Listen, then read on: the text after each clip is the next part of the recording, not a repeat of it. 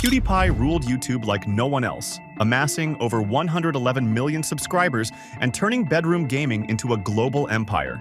It started as pure, chaotic, fun horror screams and memes that hooked millions, making him the undisputed king of the platform. But at the absolute height of his power, with the world begging for more, he did what everyone least expected. He simply walked away. How did PewDiePie build an unstoppable reign, only to abandon the throne at its peak? Well, we're about to find out everything, from the glory to the storms and finally to the legacy of the king who left it all behind. PewDiePie's story started like any success story. A regular kid obsessed with gaming ditched school for something way bigger. He registered his PewDiePie channel back in 2010, right around the time YouTube was still figuring itself out as a place for more than just cat videos and music covers. So when he started his gaming videos, this was fresh out of the oven, nothing like people had ever seen before. What he brought to the table were these Let's Play video gameplay sessions, where he focused on horror and action games. PewDiePie kicked things off with Amnesia: The Dark Descent, an indie horror game that had everyone on edge with its spooky corridors and relentless monsters. It wasn't polished production or fancy graphics. It was just him, in his bedroom setup, reacting like anyone would if they were actually trapped in that nightmare. The drama wasn't left out. Those over-the-top yells and moments of total panic made it impossible not to watch. As time went on, he carried that same energy over everything he touched. He'd whisper during those calm, creepy stretches, heart racing right there on camera, only to explode into full-on freak-out mode. Of course, fans bought what he was selling. I mean, who hasn't jumped at a shadow in a dark room or yelled at their screen during a tense moment? His style was the rawest and most spontaneous. He had no scripts holding him back, but he unleashed every wild idea you could possibly dream up. He'd stumble through jump scares, call out dumb enemy AI, curse under his breath, then crack a joke about how useless he was at hiding. The commentary during the gameplay just had a way of pulling you in deeper. All of a sudden, it wasn't just about watching someone play anymore. It felt exactly like you were right there in the room with him, swept up in every bit of the madness and chaos. Around 2010 to 2012, this formula hooked people faster than you could say jackpot. The Amnesia series kept rolling out, with each episode building on the last. He kept getting better at the game, but somehow was more hilarious in his fails. Minecraft Multiplayer Fun is his oldest video still up. That's the one that really took off, marking his internet rise and racking up over 21 million views since. One thing that can't be ignored is the fact that his early contents weren't flashy, neither did he need a big budget or pro skill. Yet he was still able to drag and keep the attention of a large audience. If you've been wondering how a bedroom gamer pulled this off, here's the secret. People naturally crave laughs. It yanks them away from life's daily grind for a bit. PewDiePie figured that out quickly and milked it like a pro. Coming from Gothenburg, it's only normal that he had that normal Swedish dude vibe. His humor was next level from the start.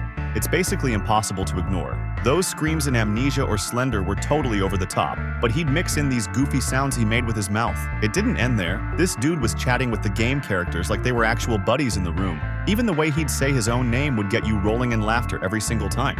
It just never gets old. He'd proceed to roast himself hard for messing up jumps or hiding like an idiot, throw in random crazy edits that made no sense but worked perfectly, and keep everything feeling so off the cuff and fun. Yeah, it got a bit edgy here and there, but that's what made it stick. And to add to that, his videos were highly relatable.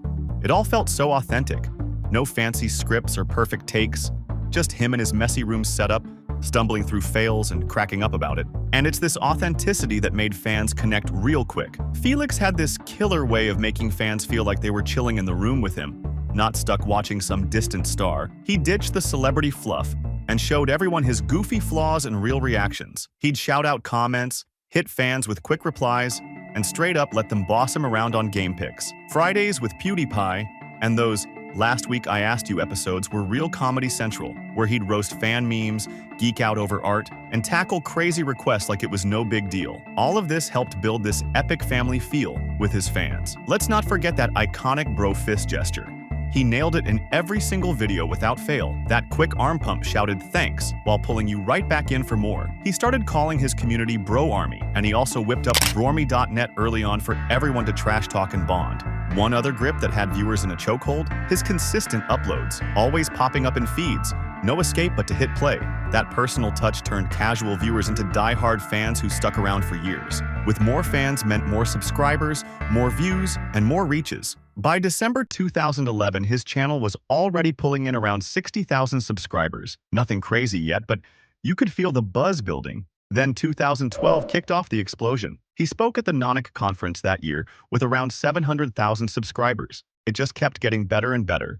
And by July, just as you'd expect, he became the first gaming channel ever to smash 1 million subscribers. OpenSlate even ranked him as the top YouTube channel by October. 2013 was straight domination. February 18th, he hit 5 million subscribers, then blew past 6 million by April, landing a shout-out in the New York Times. In May, he scooped up awards at the Star Count Social Stars in Singapore, going home with the award of Swedish Social Star and Most Popular Social Show, beating out big names like Jenna Marbles and Smosh. And just when you'd think he's gotten it all, he surpassed Smosh on 15th August, becoming YouTube's most subscribed channel overall. And Guinness World Records didn't waste time to hook him up with a certificate for it. Billboard clocked his channel as the fastest growing that year, and his subscriber gains were off the charts. The views kept climbing too. By late 2014, Social Blade had him topping all channels with over 7.2 billion views, passing Emma Music. In September 2015, he became the first ever to reach 10 billion. He held most viewed status for so long,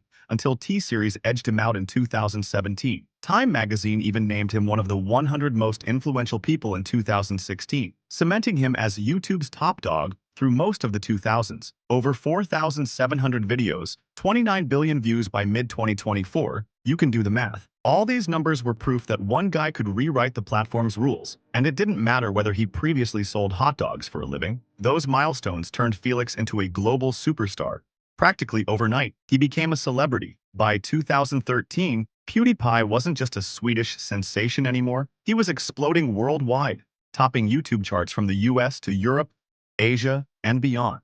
Fans everywhere dove into his comedic Let's Plays, turning him into the ultimate face of gaming content on a massive international stage. He made history as the first individual YouTuber to smash 100 million subscribers, leaving music labels and big networks in the dust. That kind of global fame was bound to have a real impact. Indie games like Amnesia saw their sales shoot up around the world just from his plays, putting them on the map for millions. Who didn't know the name PewDiePie? Even after Mr. Beast overtook him as the most subscribed individual, PewDiePie kept that worldwide relevance going strong for over a decade. He stayed fresh and connected, even till date. What's even crazier is, he didn't quit while ahead. He spotted a massive world beyond gaming and jumped in headfirst. He smartly diversified, moving away from those pure Let's Plays that defined his early days, and mixing in a whole bunch of fresh stuff to keep things exciting and reach even more people. Vlogs became a huge part of it. Fans weren't just seeing him scream at monsters. They got more personal glimpses into his daily routines,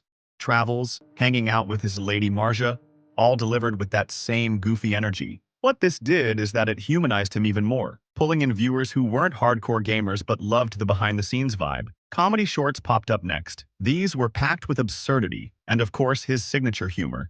And these too broke the internet. Then came the formatted shows, like Meme Review, where he'd break down internet craziness week by week, or Pew News roasting drama and trends. Although these felt a bit polished, they still had that raw effect, especially because of the good old commentaries. Music videos sealed the deal too, and the one etched in history is Bitch Lasagna.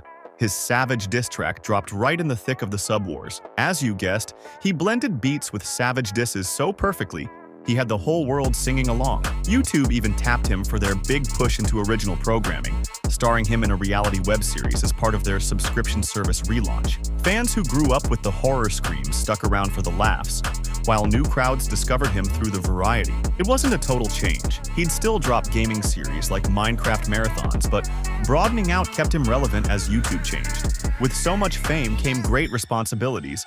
And by responsibilities, I mean lots of brand deals. PewDiePie stayed picky with brand deals, always going for stuff that fit his taste, like G Fuel with his own lingonberry flavor energy drink that lasted years and got formula tweaks. Opera Browser, the Ridge Wallet, and D-brand skins and cases all got the nod too, showing up in his videos naturally. Soon enough, bigger platforms jumped in. YouTube hooked him with an exclusive streaming deal in 2020, and the Scare PewDiePie Red series earlier. Disney's Maker Studios signed him in 2014 for Revel Mode Network, but that ended in 2017 after certain controversy. Jellysmack came on board in 2021 for a multi-year push to spread his content on Facebook. One-offs like LG, Huawei's Honor, and that edgy mystery brand spot rounded it out. He kept it authentic, making sure to dodge deals that felt forced. But behind all the fame and glory came the dark controversies. To start with, The 2017 anti-Semitism scandal was huge. He paid some Fiverr guys for a "Death to All Jews" sign as satire on the site's craziness. But Wall Street Journal called out more edgy bits, leading to Disney dropping Maker Studios and tons of backlash. The same year, racial slurs like the N-word in videos drew fire, with critics saying his dark humor went too far. He also made rape jokes in 2012 and got mocked by creators like Slow Beef. He eventually apologized on Tumblr and promised to hit a pause. In 2018, shoutouts to channels like ER, with anti-Semitic vibes added heat, plus the chaotic T-Series war where fans hacked and memed wildly. These tested him hard, but he stayed true to form, owned some of them, and pushed on. These controversies had little to no effect on the reputation he painstakingly built. Regardless of the criticism and controversies, PewDiePie raked in massive money. His fame stacked up serious cash, turning him into one of the richest creators out there with a net worth hovering around $45 million, and definitely pushing higher. Ads were raking in millions monthly at peak, merch like Brofist gear were flying off shelves, and apps like PewDiePie's Tuber Simulator and Legend of the Brofist pulled in big revenue back in 2015 to 2016. These were good, but brand deals sealed it all. Disney through Maker Studios, plus his own Swedish company Pewdie Holdings. AB kept things diversified. He shrugged off the haters, calling out his 7.4 million reports, staying modest about money not buying happiness, but the numbers spoke loud. PewDiePie's wealth hit a point where charity kicked in big. He oversaw huge charity projects that were heavily funded. In 2013, for his 10 million subscribers, fans raised $446,462, leading to the Clean Water projects, where clean water was given to about 14,882 people. Others, like fighting HIV in Africa, brought in 1.3 million from Kamzz.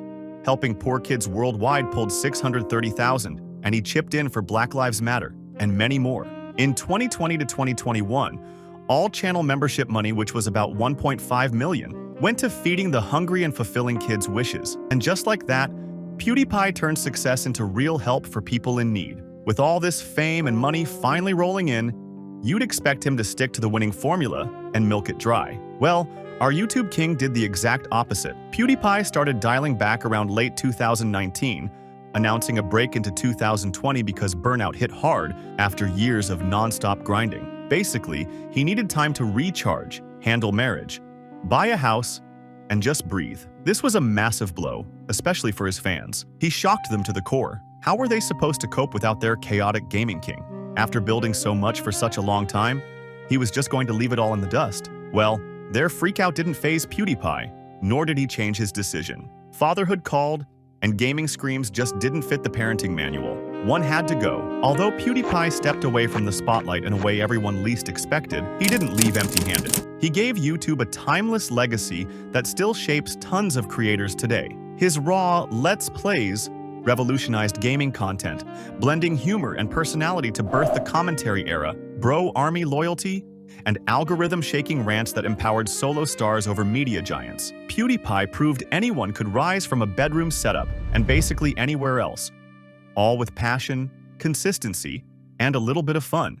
His success story sparked thousands to grab webcams and chase journeys over fame. From boosting game sales and charity millions to South Park nods, he bowed out at 111 million subscribers peak, clearing the throne for others, while etching his name as YouTube's ultimate trailblazer. That's the kind of legacy that echoes forever. After seeing how the king dominated basically the whole world, one burning question lingers: did PewDiePie bow out too soon, or was it the ultimate king move? I'd love to hear your hot take.